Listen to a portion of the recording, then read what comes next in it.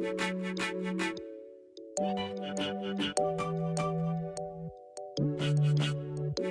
right, welcome to another episode of the Home for Marketers podcast. I'm excited to be back for another episode with our guest, Alex Diaz. If you've been with us before, you might recognize him from our past guest speakers event. So thank you again, Alex, for coming by.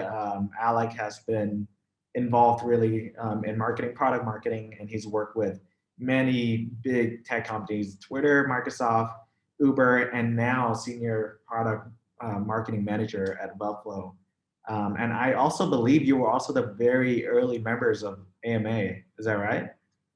Yeah, like way back when. It was there was like 4 or 5 of us, and we completely had to rebuild the club from the ground up. It was yeah, that was a weird year. But yeah, OG.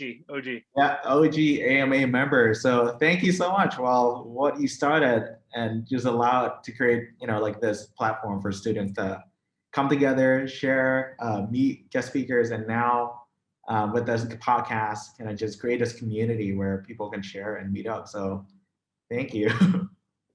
No, absolutely. I am blown away the last 2 times I've come in to speak, kind of seeing where the club has come, from the website to the activities you guys are doing to really just kind of taking advantage of the new channels and things that are available. So honestly, it's like we started something, but where it's going is it's really based on folks like you, like a podcast. I never would have dreamed that there would be a podcast run by UW AMA marketers. So this is cool. I'm really stoked to be here. All right. Yeah.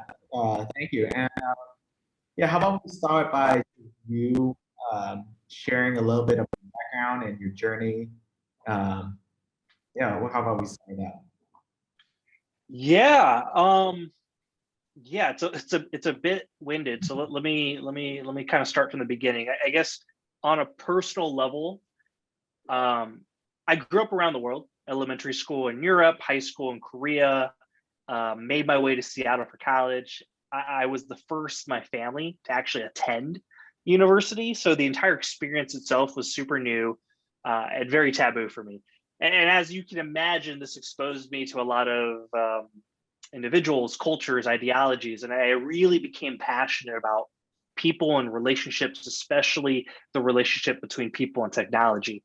How to engage and influence this dichotomy was super interesting. It's why my field of study was actually around behavior communication, interpersonal communication, nonverbal tactics, all that. And it's ultimately what led me into marketing. This blends quite a bit into my career, evolving over time. From the time early on in my career at advertising, working on startups while in college, doing community events like Techstar Startup Weekend and TEDx, but especially at Xbox, which was one of my first kind of big tech moments, you can call it, where I had a chance to engage with users through creative content and digital marketing, and mainly around social, which led to building unique experiences and delightful moments, particularly around the Xbox One launch, which was kind of a mind-blowing experience for me at the time. But I found that this kind of content world was one part of the puzzle. And so I wanted to focus more on fostering and building those relationships I had mentioned earlier and really play a closer role in connecting people to the technology they cared about, which led to a cool opportunity at Twitter where I was on the sales and partnerships team focusing on really measuring program outputs for their advertising suite. And the Twitter advertising suite was really growing and trying to evolve over time. It was super early stage. And so they had a lot of experimental products they were playing around with. And my job was really, how do I connect what Twitter offers to the needs and goals of companies like T-Mobile, Netflix, Apple, Microsoft. But it's not really marketing, right? Like I missed marketing, and I found that I really wanted to own a project end to end and bring it to life for a customer.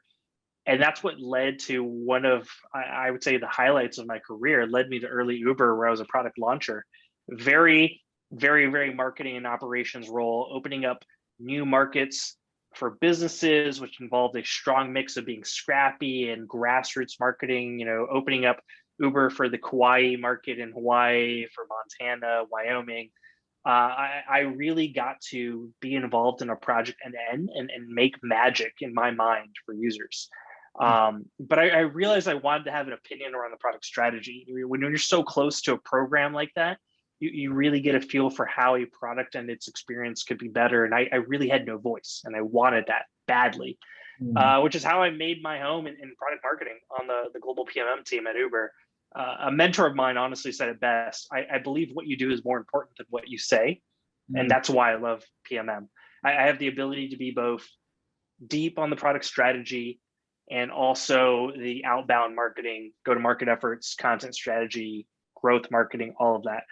But that's ultimately what led me to PMM. But throw in the chaos of COVID-19 in relation to the gig economy, and I was put in a position where I needed to make a change once again, still in product marketing, still in PMM, but I'm now with a new product and startup called Webflow. You had mentioned earlier, and I'm quite honestly having time of my life working on a fantastic, fast-growing, super value-driven product. And I think that's what's really important to me. Driving a product that really offers impact and allows me to kind of play around with this intellectual curiosity. Like, those are core levers, and I get that a lot at Webflow. And I can speak more to Webflow, but I'll stop there for now. Yeah, right. Yeah, I'm glad you're having an amazing time at your company. But you mentioned how you're working.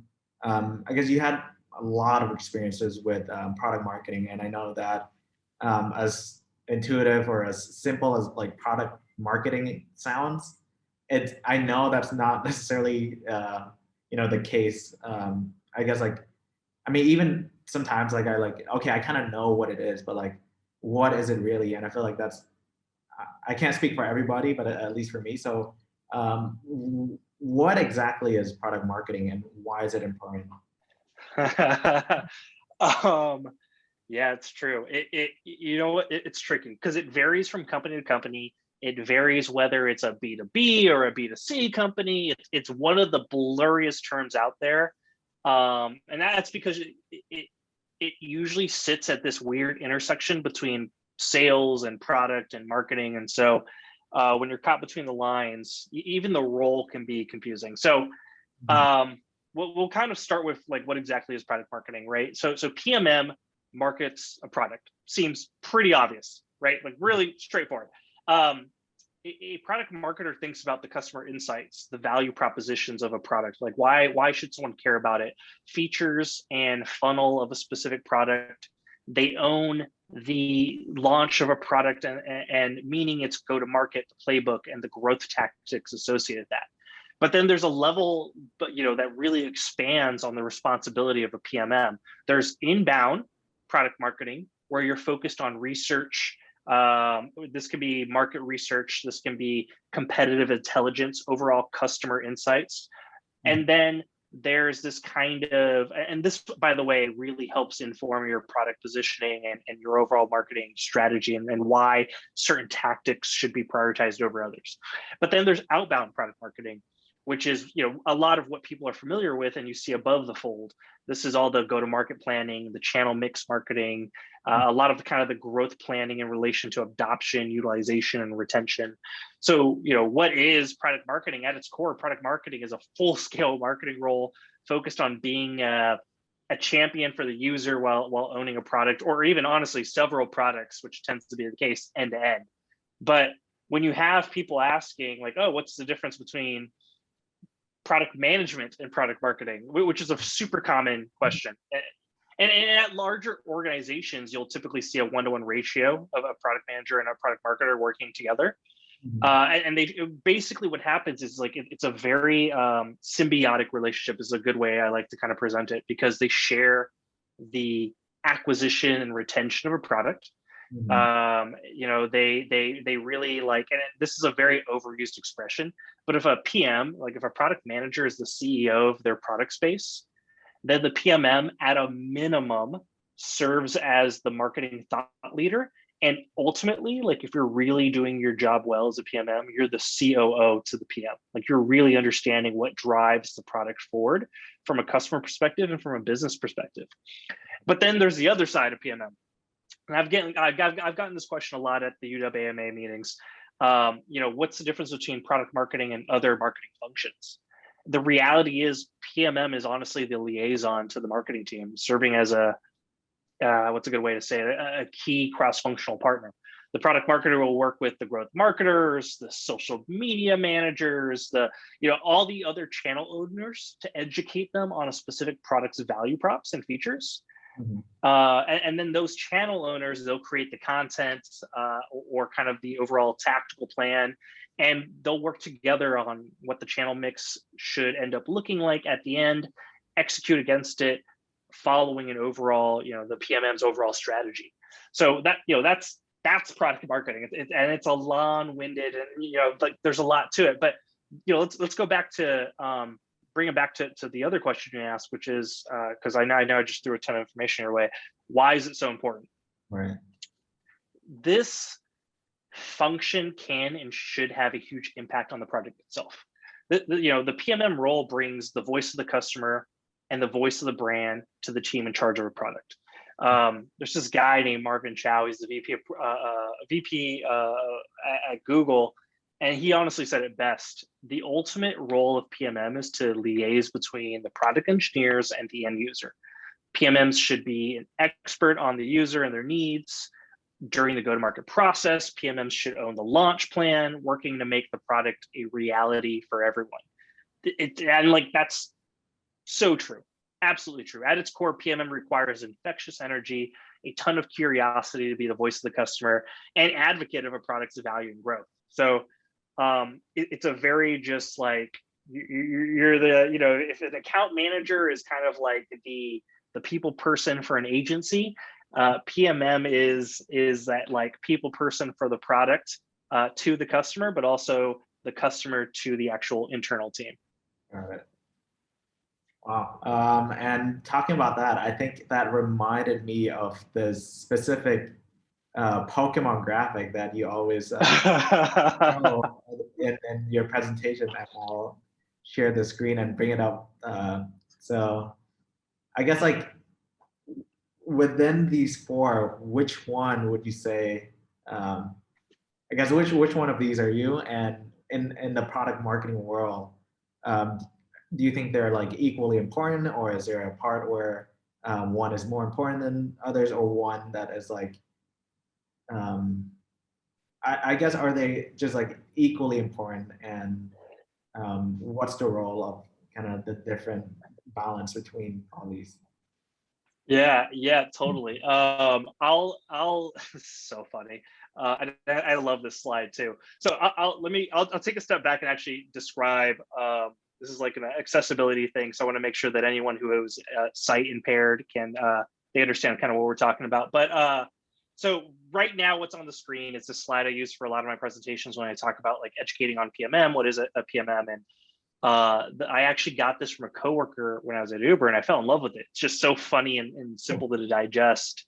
The basic gist is that despite being a full stack product marketer, so that kind of inbound, outbound function I'd mentioned earlier, every PMM has a flex, a superpower that they can leverage over other skill sets. And so this slide has 4 Pokemon and has Alakazam as the insider. It's got a fighter Pokemon, Hitmonchamp as the positioner, value props are my jam. It's got the Charizard as the go-to-market monster.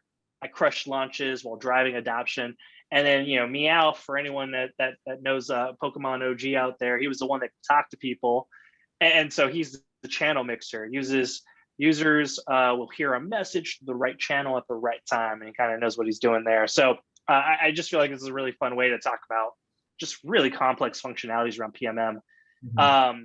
And I guess like, which one would I be? I honestly, without a doubt, I'm the go-to-market monster, which saying that out loud sounds like I'm bragging, but like I think what it is my background. Throughout my career, I started in these very scrappy startups, and even at Uber. And Uber's now a bigger company, but when I first started, it was like scrappy. We're going to a new area. Let's launch Uber here. Like, oh, I got to fly to Hawaii.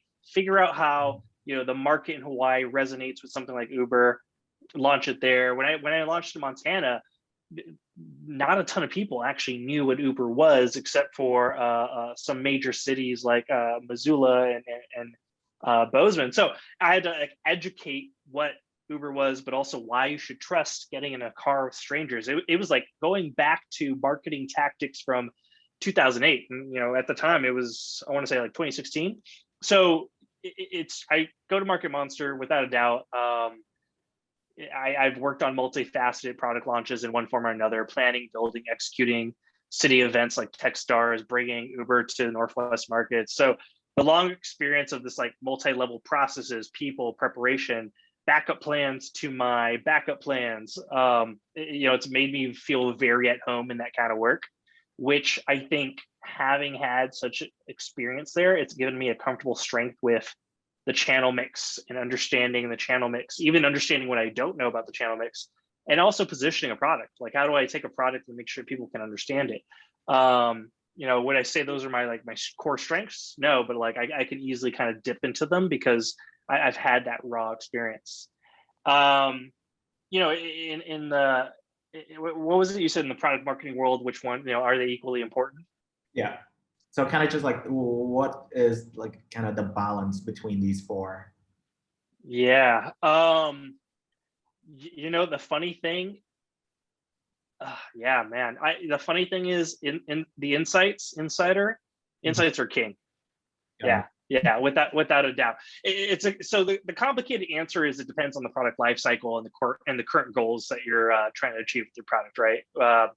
But everything always roots back to insights, right? Like, and here's what I'll say: like, if you're a net new product, like I was just introduced to this new startup called Bright Hire, and they're trying to remove like unconscious bias from the hiring process. So they have a product platform where companies can use it and essentially like remove a lot of the biases that go into kind of these one-on-one interactions. And so if you're a net new product, I mean, you've probably never heard of them before. So as a net new product, my major P0, my priority zero focus should be positioning. Like, how do I position myself in a way that we resonate, which leads to how do we think about our go-to-market? Like, how are we going to launch and make sure that resonates based on our positioning? And what are the right channels that should go in? But before I know how to do any of that, I got to do customer insight research. I got to figure out like what the market says, like, are we solving all the right problems? And so insights comes back at the end of the day to make sure that we're doing the right kind of launch for a net new product. But then let's go to the other side of the spectrum. If you're a more mature product like Microsoft Office, you're probably less focused on positioning. You know what you are. You're Microsoft Office. You know exactly the value you bring, the suite. Like, oh, we have Excel, we have Word. So what about go to market? Well, there's nothing about market. Like, we've been around for several years, several decades. Right. And then now the channel mix might be something that you're digging into. Like, are we consistently hitting the right channels? Should we, explore more into social? Should we be doing different type of email messaging? So the channel mix could be an interesting one. But really at the end of the day, you're going to come back to the insights, because market research, maybe are there new trending problems that we can solve? We'll figure that out from doing market research. What about customer research? Are we tackling all the issues customers are facing today, or could we solve more? Maybe, but you only figure that out through customer research. What core could they want? They may want to add touchscreen capabilities to Office. Who knows? But then lastly, and I think this is the biggest nugget, it's competitive intelligence. How do you know you're staying ahead of competition and not losing market share? And so at the end of the day, even a super mature product like Office is gonna fall back to the insights, right? And I recognize like Office is very, very mature, but like we'll look at Uber, right? The previous company I was at. We'll say Uber is a pretty mature product at this point. A lot of people know what the brand is, they know what the product is, they've used it in one way or another. But when something drastic happens, like COVID-19 affecting the entire rideshare industry, not many people are going to want to get in cars, right? Not many people who drive are going to want strangers in their car because they don't know where they've been. They want to be super cautious. And so what do we do as a company from a product marketing perspective? We go to the riders, we go to the drivers, and we figure out what is their sentiment.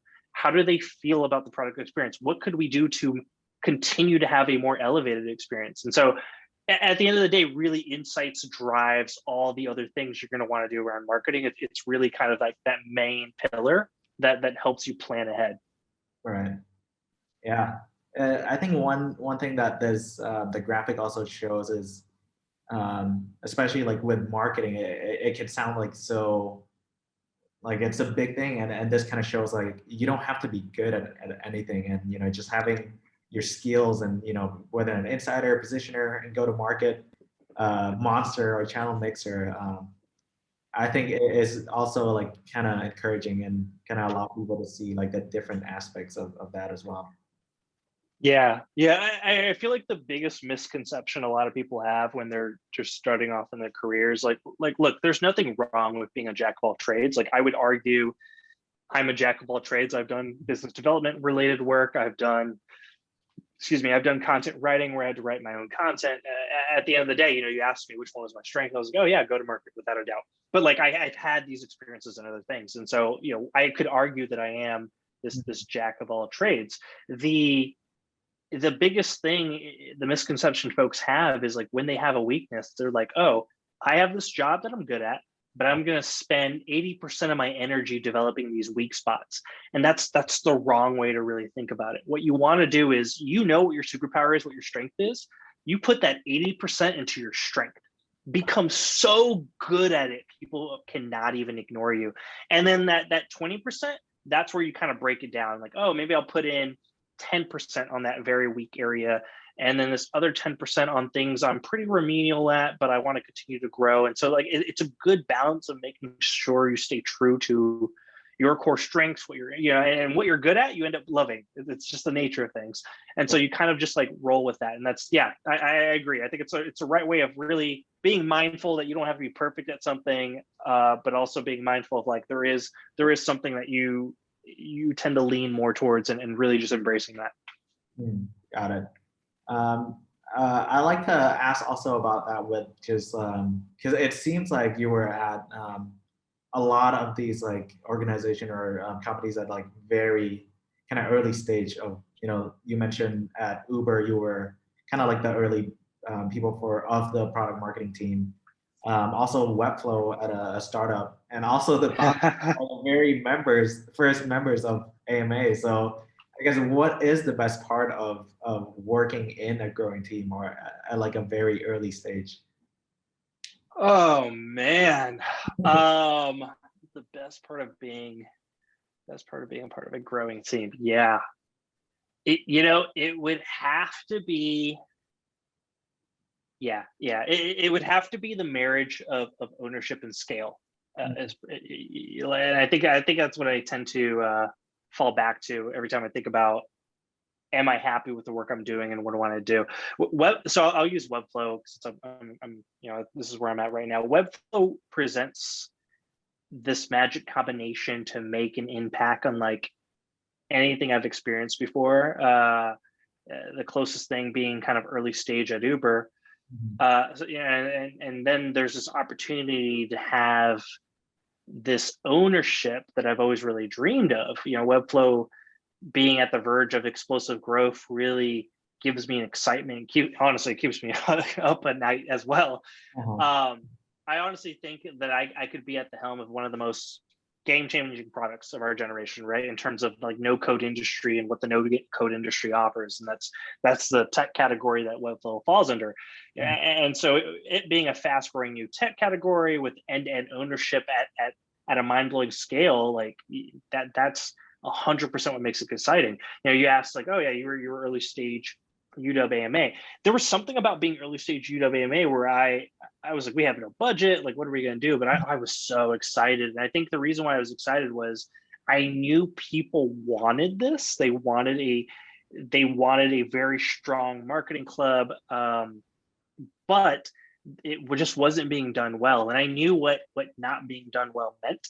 I knew we could change that. And I knew if we got enough people interested, it would just grow tremendously. And it has. We went from 4 members when we started off in, I think it was like 2010 or 2011. Can't remember. I totally just aged myself too. But we went from like 3 or 4 people to like 35 in about 3 or 4 months. And so that's, and by the end, honestly, by the end of that year, we also won the Dean's Award, which like, so like, it's those kind of things, like not just ownership, like really owning something and taking it from 0 to 1, but really the impact that you can envision from it.